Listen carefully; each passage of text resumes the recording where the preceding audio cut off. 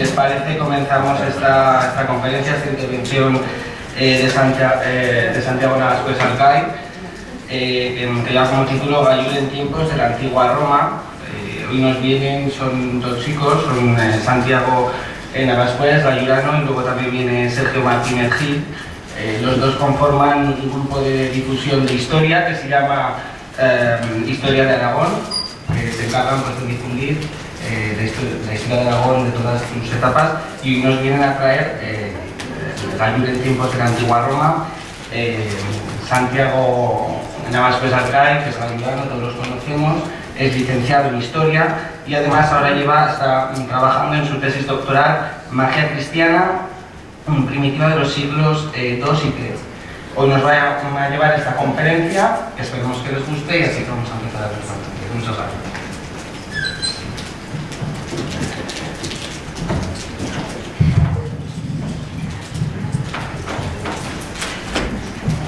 Hola a todos. Deciros, os va a confesar que hay pocas cosas que me gusten más que compartir lo poco que sé, más aún si es en mi pueblo. Es para mí un honor estar aquí. Y quiero agradecer la oportunidad de estar aquí, en primer lugar, a mi amigo Javier Estela, que fue la persona con la que nos pusimos en contacto para iniciar todo esto. Fue la primera persona con la que nos pusimos en contacto. Por supuesto, a María José. Y en última instancia, a Carlos por la presentación.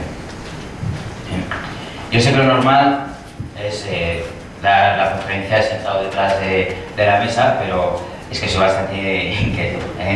Sufro cuando estoy sentado en una silla.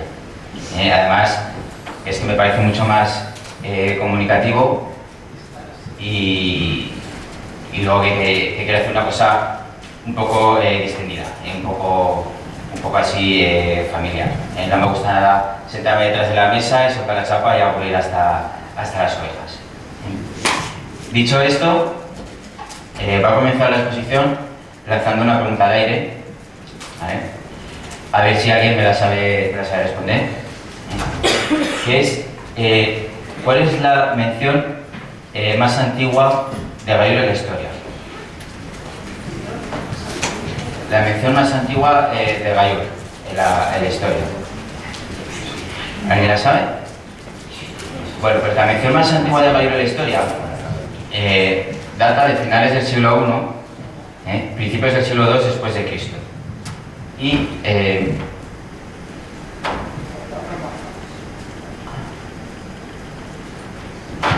hace travesuras el PowerPoint. Aparece en esta inscripción que tenéis aquí de bronce, en la que se nombra al Pagus Gallorum, que traducido es el pago de los galos. De Pagus Gallorum, de Gallorum, viene gallo. En esta inscripción de bronce tenía una orejeta en la parte superior, para ser colgada y que todo el mundo la viera. Prácticamente no se ve nada de lo que pone, la foto es de muy mala calidad. Si enfocamos solo la parte superior, que es donde está el texto, se ve algo mejor. Pero como yo soy un comodón, pues voy a dejar el calco en papel que se ve mucho mejor. Entonces, yo sé lo que estaréis pensando. ¿Cómo demonios esta gente es capaz de una inscripción así, que apenas tiene 2 o 3 líneas, saber la fecha de esta inscripción? Saber que es de finales del siglo I, principios del siglo II después de Cristo.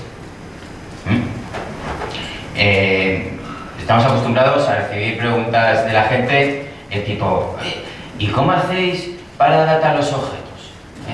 Pues esto es lo mismo que si a un detective le preguntaras: ¿y cómo hacéis para descubrir siempre a los criminales? Pues hombre, te diría: pues he estudiado una carrera durante unos cuantos años. ¿Qué quieres, que te la cuente esa de café? Él diría, pues no, no hay una sola técnica, hay varias técnicas, cada caso es un mundo. Bueno, pues esto es igual, cada caso es un mundo. ¿Cómo sabemos este caso concreto?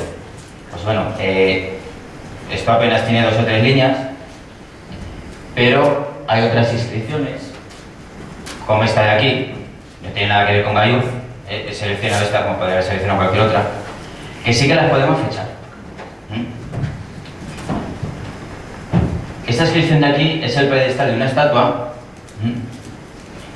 y arriba estaría colocada la estatua de un emperador. ¿Qué es lo que dice esta inscripción?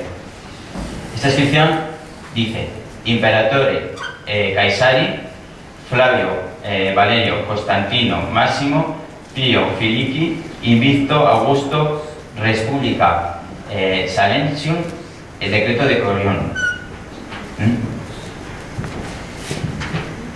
¿Qué viene a significar esto? Pues que le dedican la estatua, ¿vale?, al emperador César Flavio Valerio Constantino Máximo Pío Félix Invicto Augusto. Constantino para los amigos, ¿vale? Emperador Constantino para los amigos. ¿Y qué es lo que ocurre? Que sabemos cuándo reinó el emperador Constantino. El emperador Constantino reinó del año 307 al año 337. Entonces esta inscripción es de esa época. Pero aún podemos afinar más. Porque es que nos dice que es Constantino Máximo Pío Félix Invicto. Esto quiere decir que ha derrotado a todos sus oponentes. Por lo tanto es posterior al 324 después de Cristo. Fijaros si podemos afinar con solo esos datos. Bueno, pues cuando tienes miles de inscripciones como estas, que puedes saber la fecha exacta, empiezas a hacer comparaciones y te das cuenta de una cosa, que todas las inscripciones que tienen las letras más alargadas y en las que aparecen nombres tan largos, fijaos qué nombre tan largo para designar al emperador Constantino, son de finales del siglo III al siglo V después de Cristo. Y de esta misma manera, pues te das cuenta, cuando comparas muchas inscripciones de las que tenemos fecha, que las que poseen letras más cuadradas, como la que se encontró aquí, del pago de los galos, son del siglo I a principios del siglo III después de Cristo. Pero es que aún podemos afinar más, porque no me permite el láser. Ahora, bueno, no me van muy bien los láseres, pero habéis todos el simbólico este de la hoja, ¿verdad? Bueno, pues siempre que aparece ese símbolo de la hoja en una inscripción, significa que esa inscripción es de la segunda mitad del siglo I después de Cristo a principios del siglo II después de Cristo. Por lo tanto, ya sabemos que esa inscripción es de finales del siglo I a principios del siglo II. ¿Qué es lo que pone en esta inscripción? Lo que pone en esta inscripción es Sextus Aninius Lupus Pago Valorum et Segardinensium Fecit. Traducción: Sexto Aninio Lupo lo hizo en el pago de los galos y sagardinienses. ¿Habéis entendido algo de la inscripción? ¿A que no? Bueno, para empezar, ¿qué es un pago?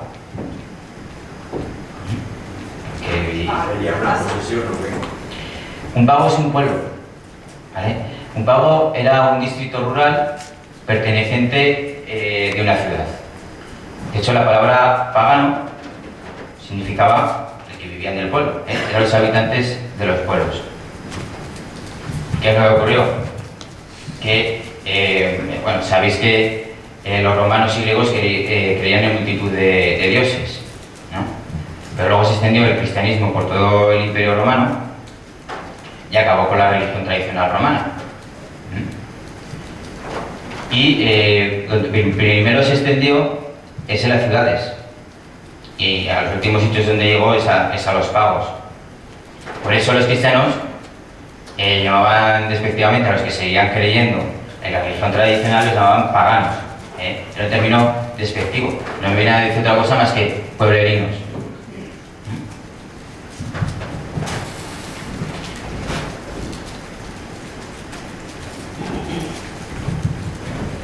Entonces ahora voy a hablar de las relaciones entre los pagos y las ciudades. El Imperio Romano estaba dividido en varias provincias.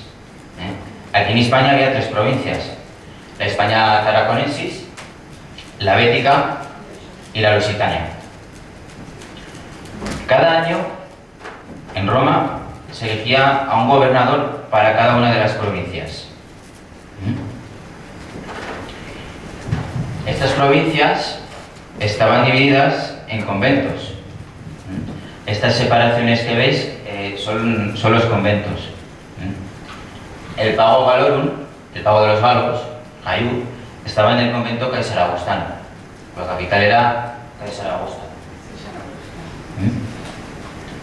Aquí está con más detalle. Aunque la capital fuera Caesaragusta, como podéis ver, había muchísimas más ciudades. Estas ciudades, ¿cómo se gobernaban? Pues tenían una asamblea en la que se trataban los principales asuntos de la ciudad y que elegía a 2 gobernantes, que eran como 2 especies de alcaldes, ¿no? Y los elegían cada año. Y se llamaban dumviros. Estáis pensando, vaya palabra acaba de soltar. Dumviros. Bueno, si te paras a analizarlo no es tan difícil, ¿vale? Es una palabra compuesta, viene de dum, significa 2, y de vir viris, que es hombres. Estáis pensando, hombre, de dum deducir que es 2 es fácil, pero que de vir viris es hombre, pues no tanto. Bueno, esto me recuerda una anécdota, que es que estaba yo en casa de mis padres y estábamos hablando de un conocido que desde niño siempre había sido el pupas de la cuadrilla. Siempre estaba enfermo, siempre que se producía algún accidente le tocaba a él. Y dijo mi padre: este chico qué poca vergüenza ha tenido siempre, ¿verdad? Mis hermanos no lo entendieron. Y dijo a mi padre, una expresión de él, pues seguramente estará mal dicha. Pues no, está muy bien dicha. Está muy bien dicha. Porque virtud viene del latín virtus, virtutis, que es el adjetivo de vir viris, es decir, es la cualidad de vir viris. Es la cualidad del hombre, es lo propio del hombre. Por lo tanto, un hombre virtuoso era un hombre muy hombre, era un hombre muy masculino. Así que queda eso. Entonces usted dice ñay, y aquí en Gaiú decimos virtud, como lo decían los antiguos romanos. Y luego tenemos a los pagos. Los pagos, que son distritos rurales que dependen de una ciudad, pero que también tienen su gobierno. Tienen una asamblea que cada año eligen a 2 especies de alcaldes, que son los maestres del pago. Entonces, ¿cuál era la relación entre los pagos, las ciudades, el emperador? Bueno, pues los pagos tenían una asamblea en la que se trataban los principales asuntos del pago, elegían a 2 maestres y cuando ocurrían acontecimientos de mayor trascendencia que les superaban a sus competencias, entonces tenían que informar a los dumviros de la ciudad que pertenecía a ese pago. A su vez, estos dumviros, cuando sus competencias se veían sobrepasadas, cuando eran asuntos demasiado importantes, tenían que solicitar la ayuda del gobernador de la provincia. Y este último al emperador, claro. Esto lo digo porque luego hablaré de cómo se vivía aquí en el pago de los galos, de la relación que tenía el pago de los galos Ayub con la ciudad de Caesaragosta. Entonces, para que no suenen a chinos todos estos términos.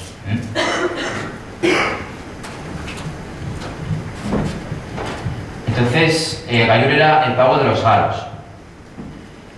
¿Qué quiere decir eso? ¿Que había galos aquí? ¿Qué creéis? ¿Que sí? ¿Había galos aquí?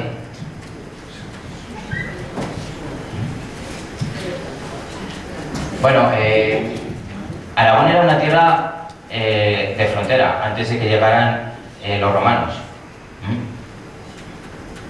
Antes de que llegaran los romanos, había varios pueblos. Estaban los íberos, los celtíberos,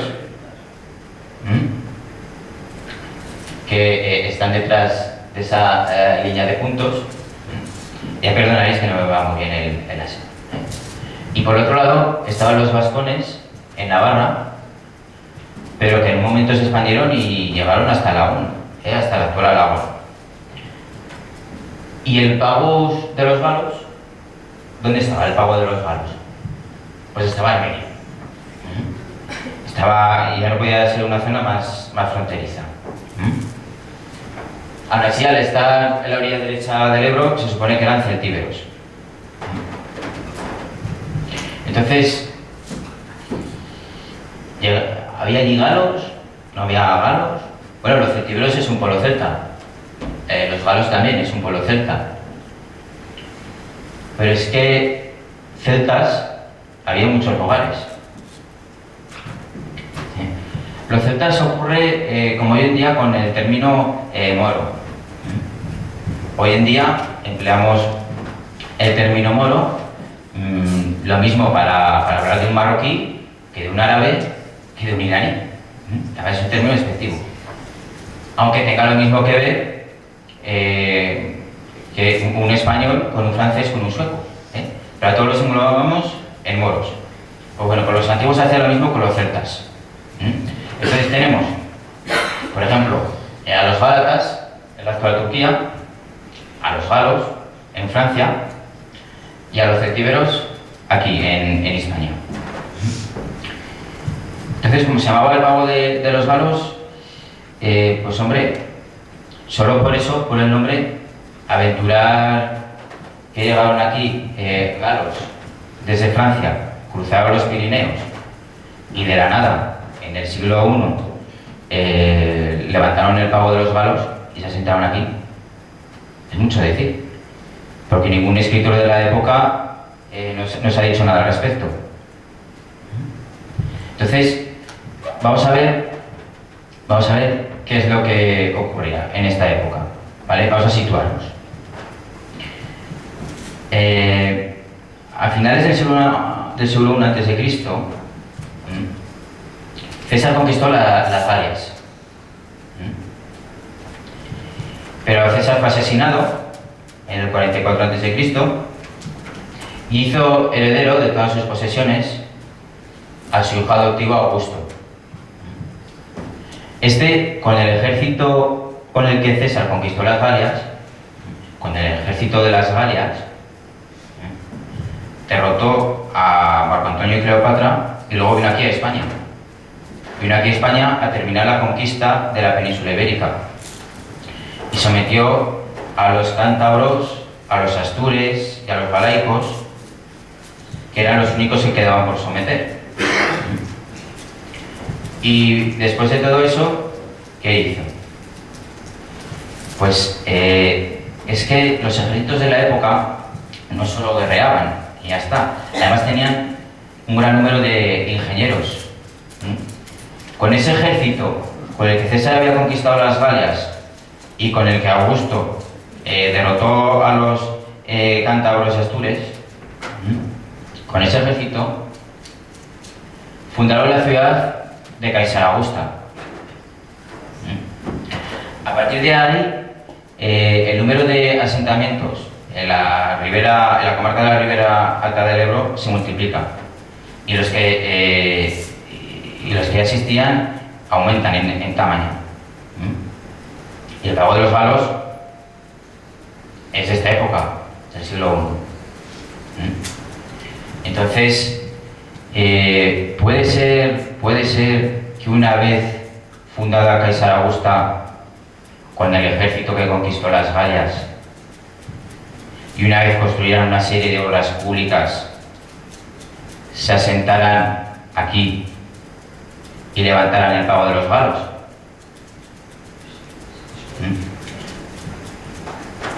No lo sabemos. No lo sabemos. Lo que sí está claro es que construyeron un gran número de obras públicas. No solo fundaron la ciudad de Kaisar Augusta. Construyeron, por ejemplo, la presa de Muel, la presa de Almunaciz de la Cuba, todo tipo de vías para facilitar el transporte de carros. Aquí tenemos un mapa de las vías que se construyeron. Tenemos una vía principal, que es esta roja de aquí, que remonta al Ebro, y otra vía secundaria, que es esta verde de aquí, que va desde el Pago de los Galos hasta Segia, la actual Egea. Esta es una vía secundaria. Gallur estaba en ese cruce de vías. El Pago de los Galos estaba en ese cruce de vías. Era un cruce de caminos.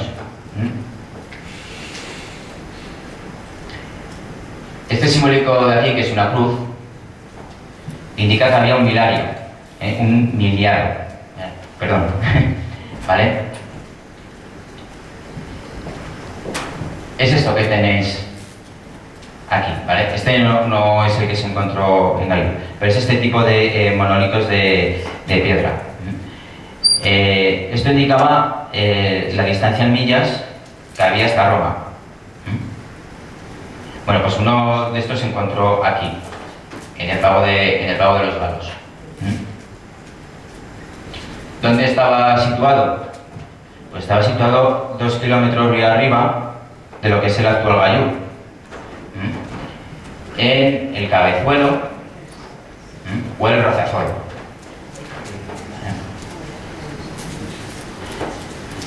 Además de encontrarse la inscripción de Sexto Aniño Lupo, se encontró este miliario, se encontró restos de estas vías romanas, se encontró los restos de lo que debía ser un templo, se encontró restos de una villa romana. Las villas eran como las casas eran las casas de los grandes terratenientes, eran como las mansiones de la época, que indica el tipo de gente que vivía aquí, en el Pago de los Galos. Y también se encontraron restos de cerámica. Entre todos los restos de cerámica que se encontraron, yo destaco este. Destaco este por una razón. Porque aquí se está representando a Anubis. Anubis, que es el dios egipcio de los difuntos. Nos pensamos que la globalización es cosa de hoy en día. Bueno, pues fijaros, esta gente se vivía en un mundo globalizado, que aquí en el Pago de los Galos adoraban a un dios egipcio. Pero no solo eso, es que si este pago fue fundado por militares que conquistaron las Gallas, se entiende que militares que estaban acostumbrados a la muerte, que la muerte era su pan de cada día, adorarán a una divinidad de los difuntos. Las piezas van encajando. Entonces, ya sabemos que que el pago de los galos es del siglo de finales del siglo I al siglo II después de Cristo. Sabemos, bueno, el pago de los galos no, la inscripción, perdón. Sabemos lo que es un pago, intuimos por qué se llamaba el pago de los galos, y ahora queda por desentrañar lo que significaba la inscripción. La inscripción, que tenéis aquí una reproducción en cerámica, que nos han facilitado, han sido tan amables de facilitárnosla. Bueno, pues la inscripción dice: Sexto Aniño Lupo lo hizo en el pago de los galos y sagardinienses. ¿Qué hizo? Hombre, yo conozco a gente muy fantasma, pero no conozco a nadie tan fantasma como para hacer una inscripción de bronce y poner "yo lo hice en Gallú" y colgarlo en la plaza del pueblo. Así que no sabemos qué es lo que hizo el tal Sexto Aniño Lupo, pero probablemente lo que hiciera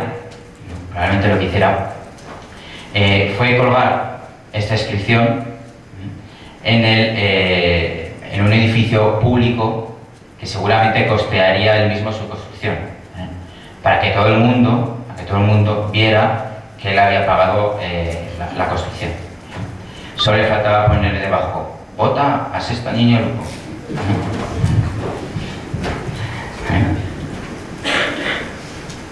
Dicho esto, vamos a hablar un poco de la vida aquí en el pago de los galos. El material que más información nos aporta sobre la vida aquí en el pago de los galos es el bronce de Agón, que es este bronce que tenéis aquí. Está en el Museo Arqueológico de Zaragoza. Lo que pasa es que tienen el almacén, no lo tienen expuesto, y ahí expuesta una réplica en Agón y quieren exponer otra, no sé si la habrán expuesto ya o están en ello, en el Museo Arqueológico de Borja. ¿Qué es lo que nos dice este bronce? Bueno, podría haber traído el texto y leeroslo, pero como veis es bastante largo y además sin una explicación previa pues no vais a entender mucho. Así que lo voy a resumir, lo voy a explicar a grosso modo. Bueno, aquí en el pago de los galos colindaba con otros dos pagos, con el pago sagardiniense y con el pago belsinoniense. Y ambos estaban en continuas disputas por el disfrute y por el uso de un canal que en algunos tramos debía transcurrir por donde transcurre el actual canal imperial de Aragón. Estaban en disputa por el uso de ese canal.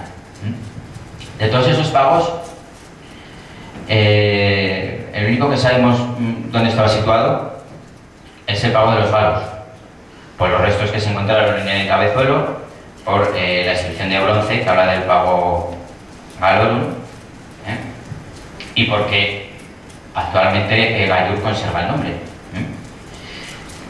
El pago de los sagardinienses, pues no tenemos ni idea dónde estaba. Estaba en algún lugar entre Mayén y Gallur. Y el pago belsinoniense, pues se cree que estaba en torno a Gallur. En torno a Mayén, perdón.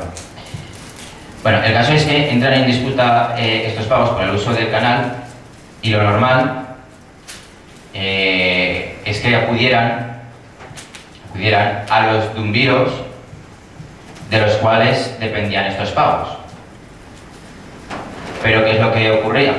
Que es que el pago de los galos y el pago sagardiniense dependían de Caesar Augusta, pero el pago belsinoniense dependía de Cascante. Entonces, ni los dumbiros de Cascante ni los dumbiros de Caesar Augusta podían solucionar la situación. Entonces, ¿qué es lo que ocurrió? Pues que el maestre del pago de los valos acudió al gobernador provincial, le solicitó un juicio para solucionar la situación y el gobernador provincial envió a un legado jurídico que escuchó a las tres partes y les hizo reunirse, ponerse de acuerdo y acordar una serie de normas de obligado cumplimiento y escribirlas en este bronce, que es lo que se hizo. Este bronce es un resto de un valor incalculable, porque este bronce es el epígrafe más largo de toda la provincia tarraconense.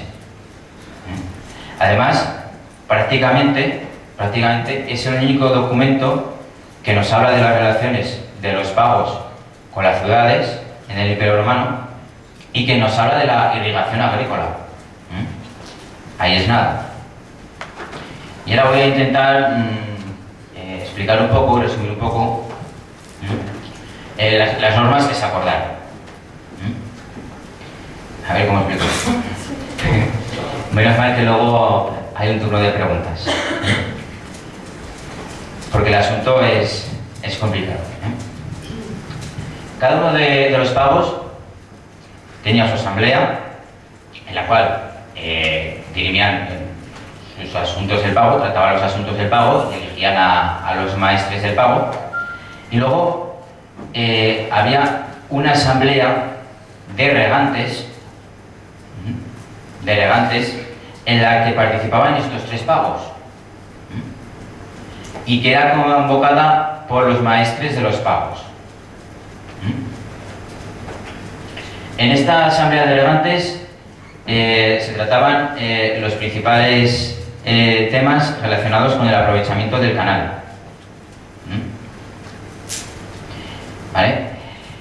Y cada miembro de esta comunidad de regantes tenía que hacer una aportación o bien económica o bien de trabajo a la comunidad de regantes.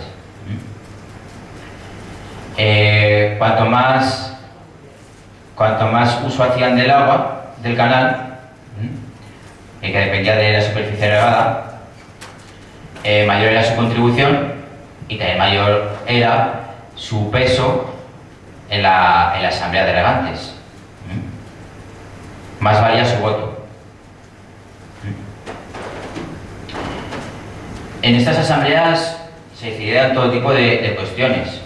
Por ejemplo, pues que fulanito limpiara una acequia secundaria que estaba descuidada, pero que pasaba por su campo y estropeaba el campo del vecino.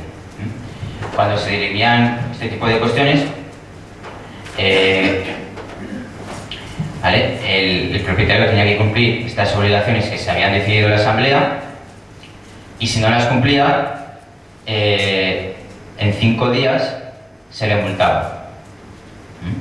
El dinero de esa multa iba a una caja común de la asamblea de regantes. Con ese dinero lo utilizaban para hacer las reparaciones que necesitaran, ¿no? Que les hiciera falta. Si no pagaba esa multa, en 5 días podían embargarle sus posesiones. Pero no termina ahí el asunto. Porque es que puede ser que alguno de ellos estuviera ausente, ¿no? Y que le encomienden alguna obligación, algún trabajo, y que no se entere. También contemplan esta posibilidad. Entonces el maestre del pago tiene que ir a su domicilio y notificárselo, o tiene que avisar a uno de sus esclavos. Esto nos indica dos cosas.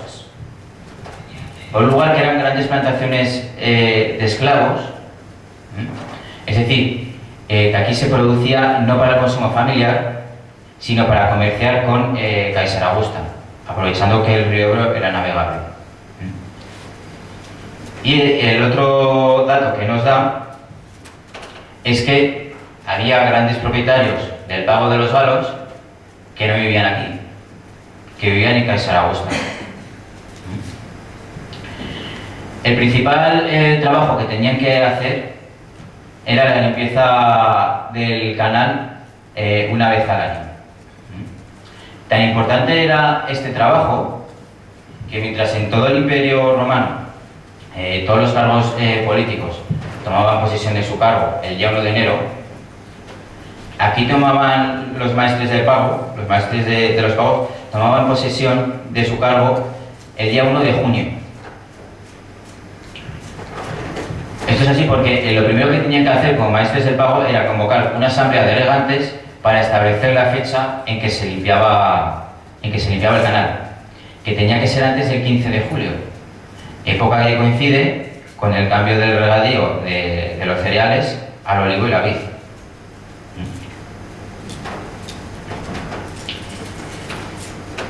Todas estas son las disposiciones que quedan perfectamente reglamentadas. ¿Y de qué fecha es este bronce? Bueno, pues este bronce es del 117 al 139 después de Cristo. No sabemos en cuál de esos años se hizo este bronce. ¿Por qué lo sabemos?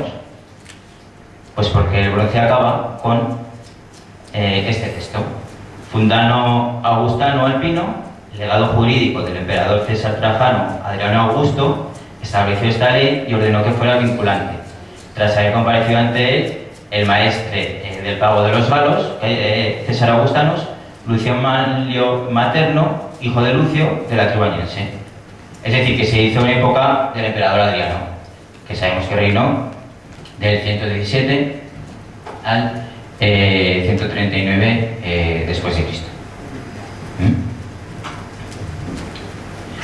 Principales conclusiones de todo lo expuesto. Pues que la vida aquí en Gallur prácticamente ha cambiado un poco desde época de los romanos. Gallur era un nudo de comunicaciones en la época, y lo es hoy en día también. Y Gallur ha vivido siempre de las grandes explotaciones agrícolas de regadío. Y además, las comunidades de regantes pues se organizaban de manera parecida a como lo hacen hoy en día. ¿Por qué se encontró este bronce en Agón? Porque este bronce estaba en algún lugar entre aquí y Mayén. Este bronce se encontró en Agón porque una vez cayó el Imperio Romano, en el siglo V después de Cristo, este bronce ya no era de ninguna utilidad. Entonces se llevó al horno de fundición más cercano para fundirlo y aprovechar el bronce. Por eso está en varios fragmentos. Por último, me queda decir que hay que agradecer todos los trabajos de investigación que han hecho en la zona, tanto Miguel Beltrán Lloris, director del Museo de Zaragoza y un excelente arqueólogo, como su hermano Francisco Beltrán Lloris, para mí Paco, catedrático de la Universidad de Zaragoza y además un excelente epigrafista de talla internacional. Son los que más han estudiado la zona, gracias a los cuales he podido ir recopilando datos y hacer la exposición que acabo de hacer aquí. Esto es todo y ahora se abre un turno de preguntas. ¿Alguna pregunta?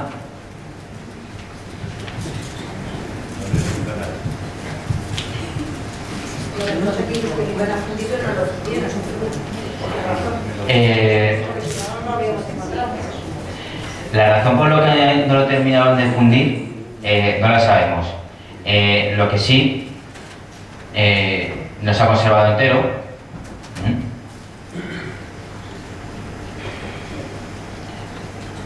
A ver, ¿dónde está la diapositiva? Como ve, no se ha conservado entero y creemos que los restos que faltan se fundieron. Quizás tuvieron que abandonar el lugar por las prisas, por algún acontecimiento que no sabemos. ¿El monolito que había en Caballo de Roma ¿Ese se conserva? ¿O cómo se sabe que está? Ese se conserva, pero está en el Museo de Zaragoza, el Museo Arqueológico de Zaragoza. Lo que pasa es que lo tienen en el almacén. No era un miliario tan chuli como el que os he enseñado, era mucho más pequeño. En un principio, los miliarios eran de pequeño tamaño, indicaban las millas que distaban de Roma y poco más, el nombre de que había construido la vía, poco más. Pero luego en época imperial, pues deciden hacerlos enormes, y dedicárselos al emperador del momento y poner ahí todo su currículum. Que acaba siendo más un instrumento de propaganda política que un instrumento para saber las millas, ¿no? que distaba de Roma el lugar. Yo quería saber a partir de qué año se empezó a investigar, porque en el cabecero sabíamos todos que había restos. Entonces, ¿y qué se ha hecho con todo lo que han recogido? ¿A partir de qué año? Y que si ha habido vasijas, si ha habido cosas, monedas, pues a ver qué han hecho con ellas, o dónde las han llevado, o a ver. Pues los restos que se conservan están todos en el Museo Provincial de Zaragoza. ¿Pero están expuestos? No, están en el almacén. ¿Y a partir de qué año se llevaron para allá? Eso ya no lo sé, si te soy sincero. En el 57.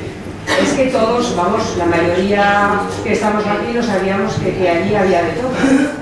Incluso teníamos fincas alrededor y era donde estábamos. ¿Vale? Sí, estaba lo que viene siendo a 2 kilómetros río arriba, sí, de la actual Gallur. Ya. Y no se van a exponer ni nada. O sea, ahí se quedan y ya está. En Agón han hecho una réplica del bronce de Agón, pero que no... Pero yo creo que ese bronce sí que está expuesto en el Museo Provincial. O por lo menos una réplica he visto yo. El cual hablaba del caso de... No, ¿Este? Ese no. No, el que hablaba de los problemas de regadío y tal, sí que había el Museo Provincial. ¿No lo confundirá con el bronce de Botaurita? No, vale. Estaba... Sí, alguna vez la han expuesto, pero de normal lo tienen en el almacén. Estuve hace 2 días en el Museo Arqueológico y tienen expuesto allí el bronce de Botaurita. El de Agón no. El de Agón hay una réplica en Agón y quieren poner otra en Borja. No sé si la habrán puesto ya o no, en el Museo Arqueológico de Borja. Carlos sería una ocasión para hacer una final de trabajo. Sí, eso es verdad. Aprovechar ahora esta ocasión para hablar con las autoridades para que se pusieran para poder exponer. Claro, porque el bronce... El otro sitio lo han hecho. Claro, porque el bronce de Agón se encontró en Agón, pero habla de los pagos de aquí. Y aunque se encontraba en Agón, su lugar original, hasta que en el siglo V después de Cristo lo llevaron allí para fundirlo, estaba aquí, en algún lugar entre Gallur y Mayen. Pero, una cosa, lo que encontraron en Gallur, había un sarcófago de un niño. Y todo está... Sí, es un resto que se me ha olvidado mencionar. Encontraron restos de un sarcófago, efectivamente. Y luego, lo que sí se podría aprovechar, ahora que hay una autoridad aquí, sí, para que incluyera para hacer una exposición. Claro. No de la comarca, aprovechar la comarca, además que la alcaldesa es de la cultura, no de la comarca, se podría incluir para hacer una exposición de todo. Estas piezas sobre todo te exigen que tengas unas normas de seguridad y una sala de exposiciones. Por eso digo de la comarca. En condiciones, claro. Por eso digo de la comarca, para no comprometer los Sí, sí. ¿Y había algún tipo de bibliografía también de todo esto que se hizo cuando se excavó aquí? ¿Sabes si hay algo? Bibliografía, sí, los que escribieron sobre esto son Beltrán Lloris, Francisco Beltrán, y su hermano Miguel Beltrán Lloris. Tienes bibliografía en la guía del Museo de Zaragoza, y puedes consultar también el libro de Fuentes de Aragón. Es un libro que recopila todas las fuentes de la antigüedad de Aragón, y uno de los temas que trata es el bronce de Agón.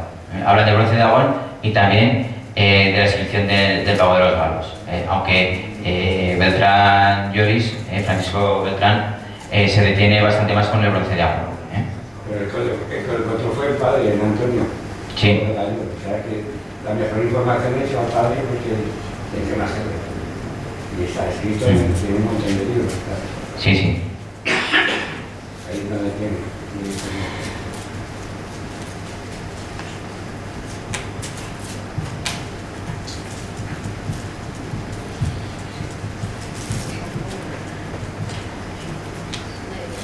¿Una pregunta más?